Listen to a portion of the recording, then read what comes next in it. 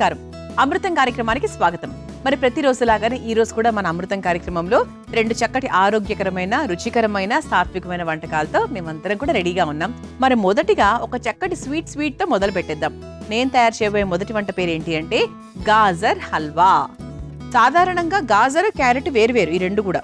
Carrot కొంచెం మనకు orange లో ఉంటుంది, గాజర్ కాస్త కొంచెం మనకు బ్రౌనిష్ మిక్స్ లో మనకు కొంచెం ఆరెంజ్ షేడ్ ఉంటుంది, కొద్దిగా మరూనిష్ లాగా. మరి గాజర్ హల్వా తయారు చేసుకుందాం. మరి ముందుగా కావాల్సిన పదార్థాలు ఏంటో చూసేద్దాం. గాజర్ హల్వా తయారు చేసుకోవడానికి కావాల్సిన పదార్థాలు: గాజర్ 2, జీడిపప్పు కొద్దిగా, కిస్మిస్ కొద్దిగా, యాలకుల పొడి 1 టేబుల్ స్పూన్, నెయ్యి 3 టేబుల్ స్పూన్లు, దాల్చిన చెక్క పొడి కొద్దిగా, తరిగిన బాదాం కొద్దిగా, పాలు 1 cup, brown sugar 1/2 cup. Gajar halwa తయారు చేసుకోవడానికి కావాల్సిన పదార్థాలన్నీ కూడా రెడీగా ఉన్నాయి. అయితే మనం గాజర్ ఉపయోగాల గురించి మాట్లాడుకుంటే గాజర్, క్యారెట్ రెండు ఒకటే ఫ్యామిలీకి వస్తాయి కాబట్టి గాజర్లో విటమిన్ ఏ, కాల్షియం, ఫాస్ఫరస్ ఎక్కువగా ఉంటాయి. బరువు తగ్గించడానికి కూడా క్యారెట్ చాలా బాగా సహాయపడుతుంది. అలాగే ఇందులో బీటా కెరోటిన్లు ఎక్కువగా ఉంటాయి. అలాగే మనకు శరీరంలో రక్త ప్రసరణ బాగా పెరగడానికి కూడా క్యారెట్ అనేది మనకు చాలా బాగా హెల్ప్ చేస్తున్నట్టు తెలుసా. సో బ్లడ్ సర్క్యులేషన్ కి కూడా సూపర్ గా హెల్ప్ చేస్తుంది. సో మనకి గాజర్ చక్కగా ఇలా తురిమేసుకొని పెట్టుకున్నామండి. ఇది రెడీగా ఉంది. సో ఫస్ట్ మనం ఏం చేద్దామంటే స్టవ్ వెలిగించేసుకుందాం.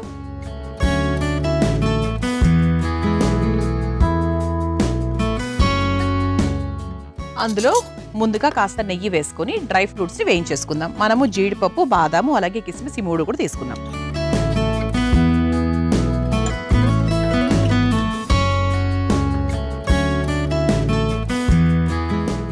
మనకు నెయ్యి కాస్త కరిగిన తర్వాత ముందుగా బాదాం తురుము,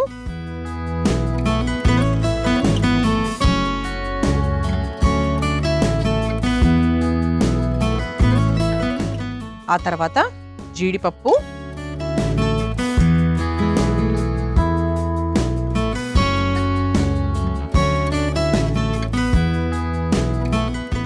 ఇది ఒక్కసారి లైట్గా మనకు వేగిన తర్వాత కిస్మిస్లు కూడా వేసుకోవచ్చు. ఇది మనకు పండగలకు చేసుకోవచ్చు, బాగుంటుంది. పిల్లలు ఎప్పుడైనా స్వీట్ తినాలి అనిపించినా కూడా బయట స్వీట్స్ పెట్టడం కన్నా కూడా ఇంట్లో మనం తయారు చేసుకున్న స్వీట్స్ పెడితే మంచిది. పిల్లలకు కూడా ఎంతో కొంత షుగర్స్ పడాలి. అంటే షుగర్ పూర్తిగా వద్దు అనడానికి అసలు కరెక్టే కాదు. ఎందుకంటే బయట నుంచి కొనుక్కునేటువంటి చాక్లెట్లు, స్వీట్లు దాని ద్వారా వచ్చే షుగర్ కన్నా కూడా మనం ఇంట్లో తయారు చేసి మనకు పంచదార వేసినప్పటికీ కూడా ఆ స్వీట్లు వాళ్ళ ఆరోగ్యానికి మంచిది. అంటే వాళ్ళకి కావాల్సినంత గ్లూకోజ్, ఎనర్జీ అవన్నీ కూడా ఇస్తూ ఉంటాయి. ఇలా చక్కగా ఇది లైట్గా వేగింది కాబట్టి ఇందులో మనము కిస్మిస్లు కూడా వేసేసుకుందాం.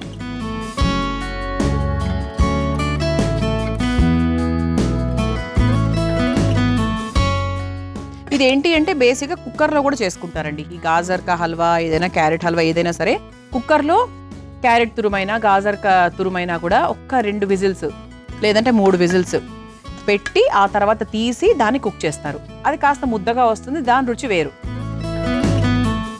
చూసారా వేగిపోయింది కాబట్టి ఒక బౌల్లోకి తీసేసుకుందాం.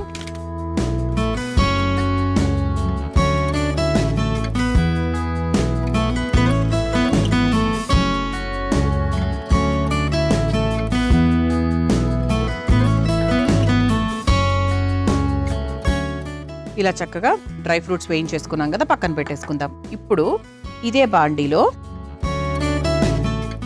ఇంకొంచెం నెయ్యి వేసుకుని ఒకసారి గాజర్ని కూడా వేయించేసుకుందాం. గాజర్ తురుముని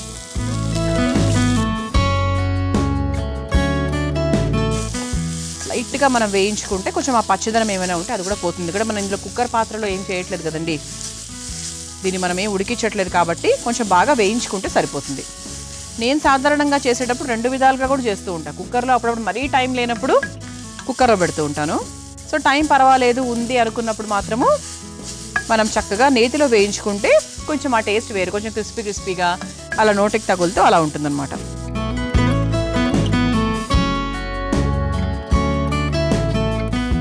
ఇది కొంచెం మనకు అలా పచ్చివాసన పోయిన తర్వాత కొంచెం డిఫరెంట్గా, అంటే కొంచెం మనకు ఆ గాజర్ స్మెల్ అనేది అలా ఎలివేట్ అవుతుంది. ఆ తర్వాత ఇందులో కొంచెం మనం వాటర్ పోసుకుందాం.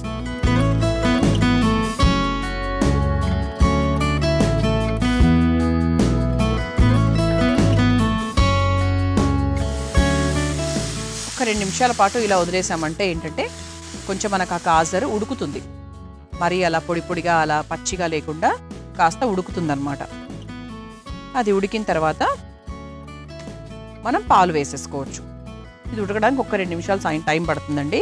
మరి ఎక్కువ నీళ్లు కూడా నేను వేయలేదు, చాలా తక్కువే వేశాను. ఇక్కడ చూడండి మీరు, జస్ట్ మనకి ఏంటంటే మరీ నీళ్ళగా ఉండనక్కర్లేదు, ఎందుకంటే మనకి మళ్ళీ పాలు పోస్తాం కాబట్టి అస్సలు అక్కర్లే. జస్ట్ మనకి ఏంటంటే అది తడిసేదాకా నేను నీళ్లు పోసాను. కొంచెం మనకి ఏంటంటే అది మెత్తబడుతుంది.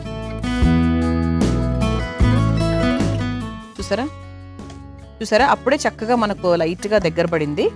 అంటే మనకు ఆ ఉడికిన ఇది తెలుస్తోంది. అంటే డైరెక్ట్గా చూస్తున్నాను కాబట్టి ఇంకా క్లియర్గా తెలుస్తుంది. మీరు కూడా చక్కగా చేసుకోవచ్చు ఇదే ప్రాసెస్లో, చాలా ఈజీ అండి. గాజర్ తురుముకోవడం మాత్రమే పని. ఇదే ప్రాసెస్లో మీరు క్యారెట్ కూడా చేసుకోవచ్చు, కానీ క్యారెట్ కన్నా కూడా గాజర్ చాలా ఫాస్ట్గా అవుతుంది. ఓకే, సో ఇప్పుడు మనం ఏం చేద్దామంటే 2 రకాలండి. యాక్చువల్గా నేను చేసేటప్పుడు 2 రకాలు. ఫస్ట్ కొంతమంది పాలు వేసిన తర్వాత పంచదార వేస్తూ ఉంటారు. నేనేం చేస్తానంటే అప్పుడప్పుడు పంచదార వేసి ఒక చిన్న బాగా అది పంచదారలో బాగా కొంచెం ఉడికిన తర్వాత ఆ తర్వాత మిక్స్ చేస్తూ ఉంటా పాలు. ఏదైనా కూడా చేసుకోవచ్చు, ఓకేనా. పాల తర్వాత పంచదార వేసుకోవచ్చు, లేదా పంచదార తర్వాత పాలు వేసుకోవచ్చు, ఎలాగైనా కూడా ట్రై చేయొచ్చు.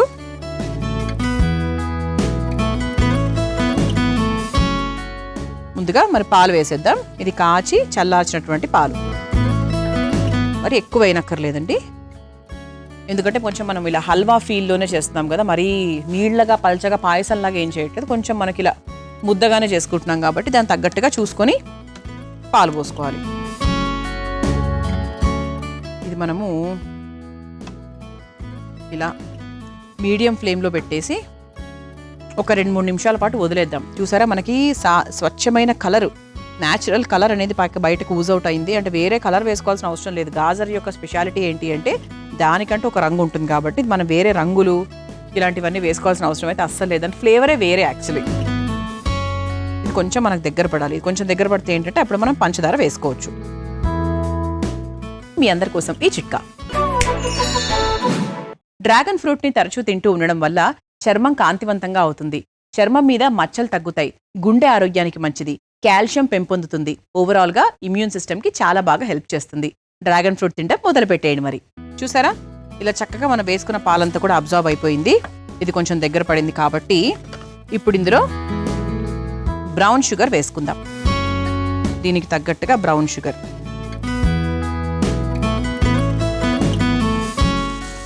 కొంచెం ఎక్కువ కావాలంటే మరి ఓవర్ స్వీట్ అయితే కూడా బాగోదు కదండి, అందుకే దాన్ని బట్టి చూసి వేశాను. ఇది మనకు కొంచెం బాగా కరిగి మళ్ళీ దగ్గర పడాలి హల్వా, ఎందుకంటే మనము పాలు వేసిన తర్వాత దగ్గర పడింది, అలాగే పంచదార వేసిన తర్వాత కరుగుతుంది. ఆ కరిగిన దాన్ని మళ్ళీ మనం దగ్గర పడేంత వరకు ఇలా చక్కగా కలుపుకోవాలన్నమాట. అలాగే ఇందులో మనం కాస్త యాలకుల పొడి, అలాగే కాస్త చెక్క పొడి, దాల్చిన చెక్క పొడి. అంటే కొంచెం టేస్ట్ డిఫరెంట్గా ఉంటుంది. అంటే కొంతమందికి ఏంటంటే కొత్తగా ఉండొచ్చు, వెయ్యం కదా సాధారణంగా. ఏంటి అంటే చాలామంది వెయ్యరు, కానీ బాగుంటుందండి. చెక్కపొడి వేస్తే ఏంటంటే కొంచెం డిఫరెంట్గా ఉంటుంది అండ్ ఆరోగ్యానికి అయితే చాలా చాలా మంచిది. ఇది ఒకసారి మనకు దగ్గర పడేంత వరకు బాగా కలుపుకోవాలి. ఈ పాయింట్ ఆఫ్ టైంలో కాస్త నెయ్యి వేసుకుంటే కూడా వేసుకోవచ్చు. అంటే నెయ్యి ఎంత వేసుకుంటే హల్వాలకు అంత టేస్ట్, అంతే. నెయ్యి కొద్దీ రుచి అంటూ ఉంటారు కదా మన పెద్దలు.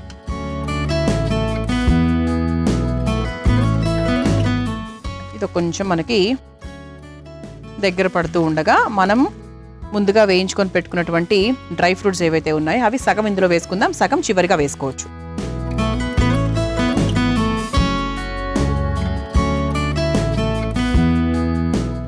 ఇలా మనకు చాలా చాలా సులభంగా గాజర్ హల్వా తయారు చేసుకోవచ్చు.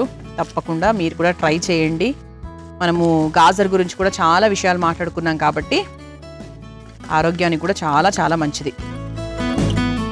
చూసారా మనకు చక్కగా హైలో పెట్టుకొని ఇలా కలుపుతూ ఉన్నామంటే బాగా దగ్గర పడిపోతుంది.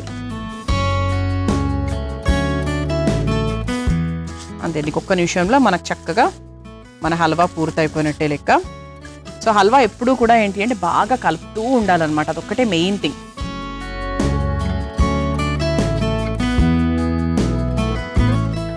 కుక్కర్లో పెట్టామనుకోండి ఇంకా మెత్తగా అయిపోతుంది, అంతే. అంటే ఇలా ఉండదన్నమాట, కొంచెం డిఫరెంట్గా ఉంటుంది, కొంచెం మెత్తగా దగ్గరగా వస్తుంది.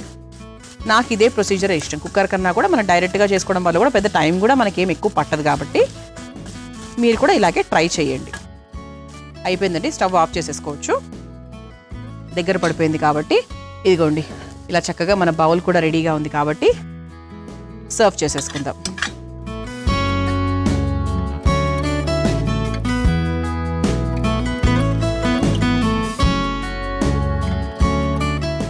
సర్వ్ చేసేసుకొని మనం ముందుగా వేయించుకొని పెట్టుకున్నటువంటి డ్రై ఫ్రూట్స్ని కూడా అలా పైనుంచి వేసేసుకుందాం. అలా కావాలంటే మనకు పైనుంచి కాస్త నెయ్యి కూడా ఇలా చక్కగా వేసుకోవచ్చు, బాగుంటుంది. ఇలా వేడివేడిగా టేస్టీగా చాలా సులభంగా మనం గాజర్ హల్వా తయారు చేసుకున్నాం. మీరు తయారు చేసుకోవాలనుకుంటే కావాల్సిన పదార్థాలు తయారు చేసుకునే విధానం మరొకసారి చూసేయండి. గాజర్ హల్వా తయారు చేసుకోవడానికి కావాల్సిన పదార్థాలు: గాజర్ 2, జీడిపప్పు కొద్దిగా, కిస్మిస్ కొద్దిగా, యాలకుల పొడి 1 టేబుల్ స్పూన్, నెయ్యి 3 టేబుల్ స్పూన్లు, దాల్చిన చెక్క పొడి కొద్దిగా, తరిగిన బాదాం కొద్దిగా, పాలు 1 cup, brown sugar 1/2 cup. Gajar halwa తయారు చేసుకునే విధానం: ముందుగా స్టవ్ వెలిగించి బాండీలో నెయ్యి వేసి కరిగాక అందులో తరిగిన బాదాం, జీడిపప్పు, కిస్మిస్ వేసి వేయించి తీసి పక్కన పెట్టుకోవాలి. ఇప్పుడు అదే బాండీలో కాస్త నెయ్యి వేసి గాజర్ తురుముని వేసి వేయించుకోవాలి. అందులో కొంచెం నీళ్లు పోసి బాగా ఉడికించుకోవాలి. తర్వాత అందులో పాలు వేసి దగ్గర పడేంత వరకు మగ్గించుకొని చివరిగా బ్రౌన్ షుగర్, కాస్త యాలకుల పొడి, దాల్చిన చెక్క పొడి, వేయించుకున్న డ్రై ఫ్రూట్స్ వేసి బాగా కలిపి కొద్దిసేపు మగ్గించుకొని ఒక సర్వింగ్ బౌల్లోకి తీసుకుని పైనుంచి వేయించుకున్న డ్రై ఫ్రూట్స్ వేసి కాస్త నెయ్యి వేసి సర్వ్ చేసుకుంటే గాజర్ హల్వా రెడీ.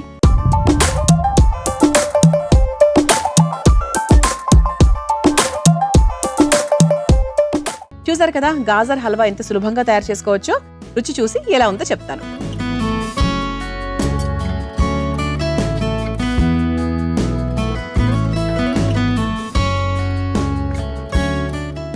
ఆహా,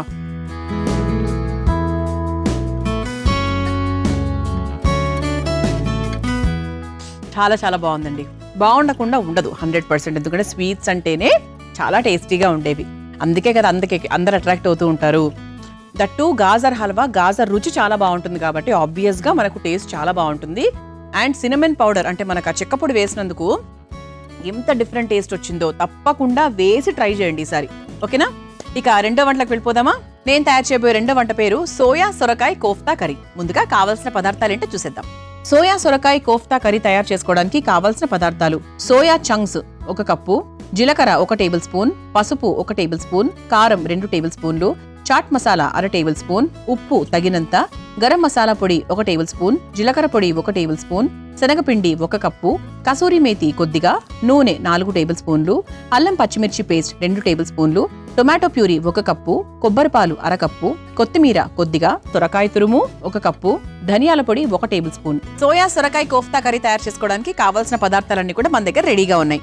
అయితే ఫస్ట్ మనం సోయా నానబెట్టుకున్నాం కదండి. సో దీన్ని మనం చక్కగా ఇలా మనం లైట్ గా స్క్వీజ్ చేసేసుకొని ఒక పేస్ట్ లాగా తయారు చేసుకోవాలి. పేస్ట్ అంటే అఫ్కోర్స్ పూర్తి పేస్ట్ అవ్వదనుకోండి, కొంచెం మనకంటే ఉండ కట్టుకోవడానికి. కోఫ్తాలంటే మీ అందరికీ తెలిసిందే కదా, ఒక ఉండ కట్టుకొని సాధారణంగా ఏంటి అంటే బయట మనం తినే కర్రీస్లో డీప్ ఫ్రై చేసుకొని దాన్ని మనకి గ్రేవీలో వేసి ఇస్తూ ఉంటారు. మనం జనరల్ గా చేసుకున్నా కూడా అలాగే చేసుకుంటూ ఉంటాం. కానీ మన అమృతంలో ఎప్పుడు కూడా డీప్ ఫ్రై అనేది కొంచెం సాధ్యమైనంత వరకు నో అంటూ ఉంటాం కాబట్టి దీన్ని మనం ఆవిరి పట్టుకుంటాం. చెప్తాను, ఆ ప్రాసెస్ క్లియర్ గా మీకు ఎక్స్ప్లెయిన్ చేస్తాను. సోయా ఏంటి అంటే మనకు గుండె ఆరోగ్యానికి మంచిది, కొలెస్ట్రాల్ చాలా బాగా తగ్గిస్తుంది తెలుసా, ఎందుకంటే ఇది high protein. Okay, so first నేను ఏం చేసేస్తానంటే చక్కగా రుబ్బుకొని తీసుకొచ్చేస్తాను. ఆ తర్వాత మెయిన్ ప్రాసెస్ లోకి వెళ్ళిపోతాం. చూసారా, ఇలా చక్కగా మనము సోయాని రుబ్బుకొని తీసుకొచ్చేసాం. ఇప్పుడు మనం ఏం చేద్దామంటే ఇలా ఒక మిక్సింగ్ బౌల్ తీసుకుందాం. మిక్సింగ్ బౌల్ తీసుకున్నాం కాబట్టి దీంట్లో చక్కగా రుబ్బుకున్నటువంటి సోయా ఏదైతే ఉందో అది వేసేసుకుందాం. ఇక దీంట్లో కావాల్సినవన్నీ కూడా మనం యాడ్ చేసుకుంటూ వెళ్ళొచ్చు. ఇందులో ముఖ్యమైన పదార్థంగా మనం ఏం తీసుకున్నాము, సొరకాయ తురుము కూడా తీసుకుందామండి దీంట్లో. ఓకే, ఆ తర్వాత ఇందులో సరిపడా శనగపిండి కూడా వేసుకుందాం. అంటే మనం ఇప్పుడు కోఫ్తాలు తయారు చేసుకుంటున్నాం. శనగపిండి వేసేసుకున్నాం కదా, ఇప్పుడు మనం ఇందులో కావాల్సిన పొళ్ళన్నీ కూడా వేసేసుకుందాం. ముందుగా చాట్ మసాలా, ఆ తర్వాత కాస్త జీలకర్ర పొడి, కొంచెం పసుపు, ఆ తర్వాత కాస్త ధనియాల పొడి, ఆ తర్వాత కాస్త మసాలా పొడి, ఆ తర్వాత కాస్త కారం, కొంచెం కసూరి మేతి, కొంచెం ఉప్పు, అంటే మన కోఫ్తాలకు సరిపడా ఉప్పు, మళ్ళీ మన గ్రేవీలో మళ్ళీ వేసుకుంటాం. ఓకేనా? ఇప్పుడు దీన్ని చక్కగా మిక్స్ చేసుకోవాలి. ఎలా రావాలి అంటే మన కన్సిస్టెన్సీ ఉండలు కట్టుకోవడానికి అణువుగా వస్తే సరిపోతుంది. కోఫ్తాలంటే ఉండలే కదండి. ఈలోపు మనం ఏం చేద్దామంటే, మనం ఇంతకుముందు చెప్పాను నేను, ఇది మనం డీప్ ఫ్రై చేయట్లేదు. కోఫ్తాలు తయారైన తర్వాత ఆవిరి మీద కోఫ్తాలను ఉడికించుకుంటున్నాం. అందులో భాగంగా ఫస్ట్ మనము లైటర్ తీసేసుకొని ఫస్ట్ స్టవ్ వెలిగించేసుకుందాము. ఇందులో కొంచెం నీళ్లు పోసేసుకుందాం. నీళ్లు వేడయ్యేలోపు మనం కోఫ్తాలు తయారు చేసుకోవచ్చు. టైం మేనేజ్మెంట్ కూడా ఇంపార్టెంట్ కదండి అందరికీ, బికాస్ టైం చాలా చాలా ప్రెషియస్. ఇది మనం ప్లేట్ తీసుకున్నాము. సో ప్రస్తుతానికి కాస్త నూనె రాసేసుకుందాం. ప్లేట్కి రాసేసుకుని ఇందులో పెట్టేసుకుందాం. ఓకే, నీళ్లు వేడవుతూ ఉంటాయి. ఈలోపు మనము చక్కగా కోఫ్తాలు తయారు చేసేసుకుందాం. ఇది ఒకసారి మన స్పూన్తో కలిపేసుకొని చివరిగా చెయ్యి యూజ్ చేస్తాను. అంటే ఇలా మనకు విశాలమైన పాత్ర ఉంటే మనం ఇలా స్పూన్తోనే చాలా వరకు, అంటే ఒక 80-90% స్పూన్తోనే మనము కలిపేసుకోవచ్చు. అప్పుడు చెయ్యి అంతా పాడవదనమాట. ఇది మనకు చక్కగా home made kofta curry. Kofta కర్రీలు కావాలంటే మనం బయటికే వెళ్ళాల్సిన అవసరం అసలు లేదండి. సో చక్కగా సాత్వికంగా ఎక్కువ నూనె లేకుండా హ్యాపీగా ఇలా కూడా తయారు చేసుకోవచ్చు. సో ఇలా మనకు పిండి రెడీ అయిపోయింది కదా. మనం చేతికి కాస్త నూనె రాసుకొని ఇలా పిండి తీసుకొని, అంటే కోఫ్తా సైజు అనేది ఒక్కసారి చూసుకోండి. ఇంత కోఫ్తా సైజు నేను తయారు చేశానండి. మీకు ఇంకొంచెం పెద్దది కావాలా చిన్నది కావాలా అంటే చూసుకోవచ్చు. కానీ ఇట్స్ పర్ఫెక్ట్ సైజ్ అనమాట. ఇలా మనము ఈ ఉండ సైజులో రెడీ చేసాం. రెడీ చేసేసుకొని ఇదిగోండి, ఇక్కడ మనకు ప్లేట్కి కూడా ఆల్రెడీ మనం నూనె రాసుకున్నాం కాబట్టి ఇందులో ఇలా పెట్టేసుకోవాలి. ఈ విధంగా మనం అన్ని కోఫ్తాలు తయారు చేసుకోవాలి. అంటే ఇక్కడ మెయిన్ కాన్సెప్ట్ ఏంటంటే అండి, మనకు డీప్ ఫ్రై చేయకుండా మనం కోఫ్తా కర్రీ తయారు చేసుకుంటున్నాం. అది మెయిన్ కాన్సెప్ట్. అంటే ఆవిరి మీద మనము ఈ కోఫ్తాలను ఉడికిస్తున్నాం. ఓకే, ఇలా 5 కోఫ్తాస్ వేసేసానండి.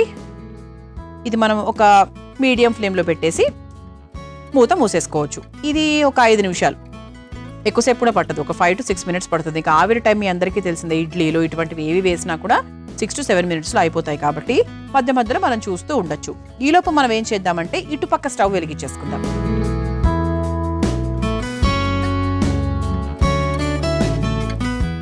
ఇటుపక్క స్టవ్ వెలిగించేసి ఇక్కడ మనము ఒక గ్రేవీ కర్రీని తయారు చేద్దాం. గ్రేవీ అంటే ఏంటి? కోఫ్తాలు ఉన్నాయి. సో కోఫ్తాలను మనం ఎలా తింటాము? గ్రేవీలో వేసుకొని చక్కగా చపాతీకి, రోటీకి, వాటెవర్ మనం ఏదే పుల్కాలకు దేనికైనా కూడా మనం తీసుకోవచ్చు. పులావ్లోకి వాటికి కూడా చాలా బాగుంటుంది. సో ఇప్పుడు దీంట్లో మనము గ్రేవీ తయారు చేసుకుందాం. ఇది ప్రస్తుతానికి అక్కర్లేదని పక్కన పెట్టేసుకోవచ్చు. ఇందులో కాస్త నూనె,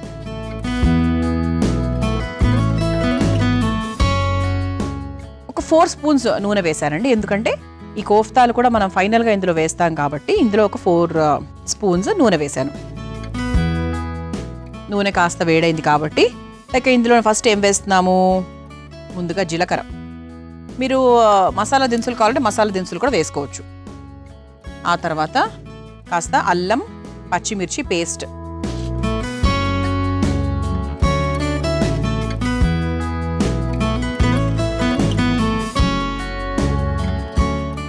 అల్లం పచ్చిమిర్చి పేస్ట్ వేసేసాం కదా. ఇప్పుడు ఇందులో టొమాటో ప్యూరీ వేసుకుందాం. టొమాటోని చక్కగా మనం రుబ్బేసుకున్నాము నున్నగా. ఆ టొమాటో ప్యూరీ వేసేసుకుని ఒకసారి మిక్స్ చేసేసుకుందాం.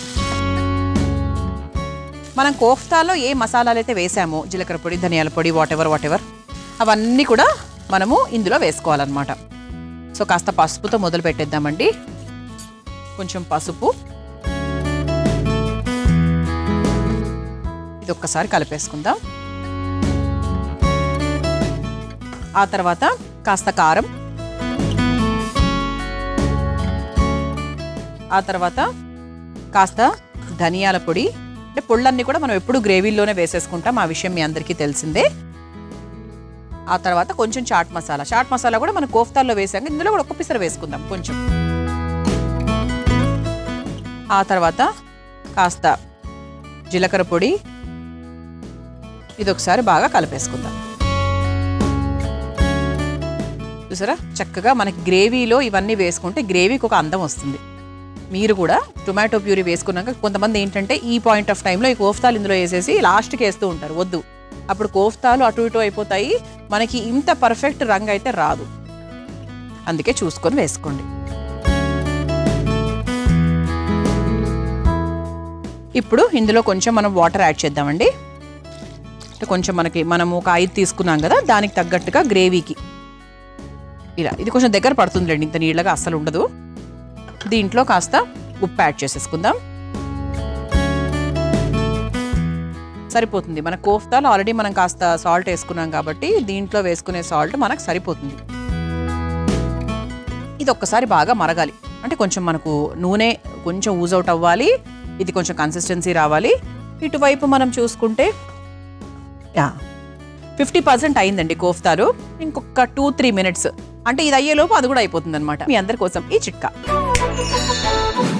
బాగా ముదిరిపోయిన దోసకాయ గింజల్ని నానబెట్టుకున్న బియ్యంతో బాగా రుబ్బి దోసల్లాగా వేసుకుంటే చాలా చాలా టేస్టీగా ఉంటాయి. ఒకవేళ ఈ ప్రొసీజర్ మీకు నచ్చినట్టయితే తప్పకుండా దోసలు ఈసారి ఇలా వేసుకోండి. మనం చక్కగా ఇలా గ్రేవీ తయారు చేసుకున్నాం కదా, సో గ్రేవీ కూడా కొంచెం దగ్గర పడింది. సో ఇప్పుడు ఏం చేద్దామంటే ఇటువైపు మన కోఫ్తాలు ఎంతవరకు రెడీ అయ్యాయో చూద్దాం. ఓకే, చూసారా ఇలా ఇలా కదుపుతుంటే నీట్గా కదులుతున్నాయి కాబట్టి అయిపోయినట్టే. స్టవ్ ఆఫ్ చేసేద్దాం. సో నేను మామూలుగా వేసేస్తున్నాను, మీరు చూసుకొని వేసుకోండి. ఇదిగోండి, అసలు చేతికి ఏం అంటట్లేదు కాబట్టి అయిపోయింది. ఇది కొంచెం మనం సిమ్లో పెట్టుకుందాం.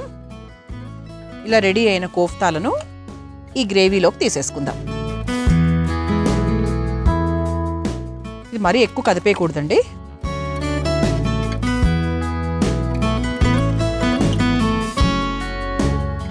జస్ట్ ఇలా మనకి లైట్గా కదపాలంటే కానీ మరీ ఎక్కువగా మిక్స్ చేసేయకూడదు.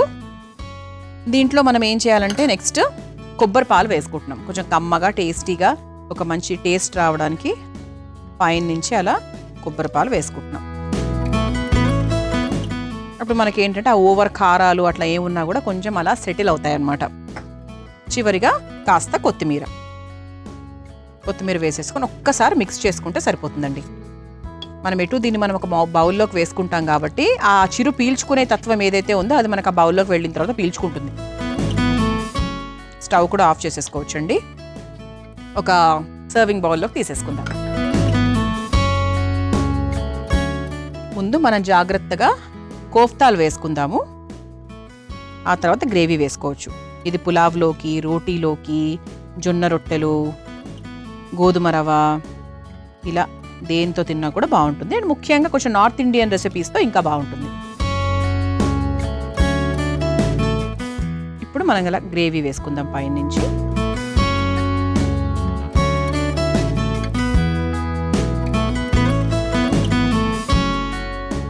ఇలా చక్కగా ఒక రెస్టారెంట్ స్టైల్లో ఎటువంటి డీప్ ఫ్రై లేకుండా మనము సోయా సొరకాయ కోఫ్తా కర్రీ తయారు చేసుకున్నాం. దీన్ని మీరు తయారు చేసుకోవాలనుకుంటే కావాల్సిన పదార్థాలు తయారు చేసుకునే విధానం మనొకసారి చూసేయండి. సోయా సొరకాయ కోఫ్తా కర్రీ తయారు చేసుకోవడానికి కావాల్సిన పదార్థాలు: సోయా చంక్స్ 1 కప్పు, జీలకర్ర 1 టేబుల్ స్పూన్, పసుపు 1 టేబుల్ స్పూన్, కారం 2 టేబుల్ స్పూన్లు, చాట్ మసాలా 1/2 టేబుల్ స్పూన్, ఉప్పు తగినంత, గరం మసాలా పొడి 1 టేబుల్ స్పూన్, జీలకర్ర పొడి 1 టేబుల్ స్పూన్, శనగపిండి 1 కప్పు, కసూరి మేతి కొద్దిగా, నూనె 4 టేబుల్ స్పూన్లు, అల్లం పచ్చిమిర్చి పేస్ట్ 2 టేబుల్ స్పూన్లు, టొమాటో ప్యూరీ 1 కప్పు, కొబ్బరి పాలు 1/2 కప్పు, కొత్తిమీర కొద్దిగా, సొరకాయ తురుము 1 కప్పు, ధనియాల పొడి 1 టేబుల్ స్పూన్. సోయా సొరకాయ కోఫ్తా కర్రీ తయారు చేసుకునే విధానం: ముందుగా నానబెట్టుకున్న సోయా చంక్స్ ను మెత్తగా రుబ్బుకొని ఒక మిక్సింగ్ బౌల్లోకి తీసుకుని అందులో సొరకాయ తురుము, శనగపిండి, చాట్ మసాలా, జీలకర్ర పొడి, పసుపు, ధనియాల పొడి, గరం మసాలా పొడి, కొంచెం కారం, కసూరి మేతి, సరిపడా ఉప్పు వేసి ముద్దలాగా కలుపుకోవాలి. తర్వాత స్టవ్ వెలిగించి కుక్కర్లో నీళ్లు పోసి వేడి చేసుకోవాలి. ఇప్పుడు ఆవిరి పాత్రకి నూనె రాసి కలిపి పెట్టుకున్న సోయా మిశ్రమాన్ని ఉండల్లాగా చేసుకుని ఆవిరి ప్లేట్లో పెట్టి ఆవిరి మీద ఉడికించుకోవాలి. ఇప్పుడు మరో స్టవ్ వెలిగించి బాండీలో నూనె వేసి వేడయ్యాక అందులో జీలకర్ర, అల్లం పచ్చిమిర్చి పేస్ట్, టొమాటో ప్యూరీ వేసి వేగాక పసుపు, కారం, ధనియాల పొడి, చాట్ మసాలా, జీలకర్ర పొడి వేసి కాస్త నీళ్లు పోసి కొంచెం ఉప్పు కూడా వేసి కలిపి కొద్దిసేపు మగ్గించుకోవాలి. తర్వాత ఉడికించుకున్న కోఫ్తాలు, కొబ్బరి పాలు, కొంచెం కొత్తిమీర వేసి కలిపి ఒక సర్వింగ్ బౌల్లోకి తీసుకుని సర్వ్ చేసుకుంటే సోయా సొరకాయ కోఫ్తా కర్రీ రెడీ.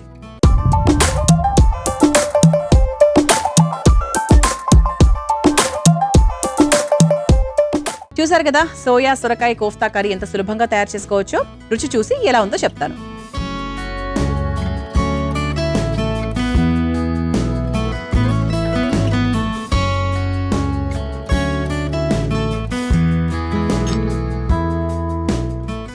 ఆహా కారంగా ఉందండోయ్.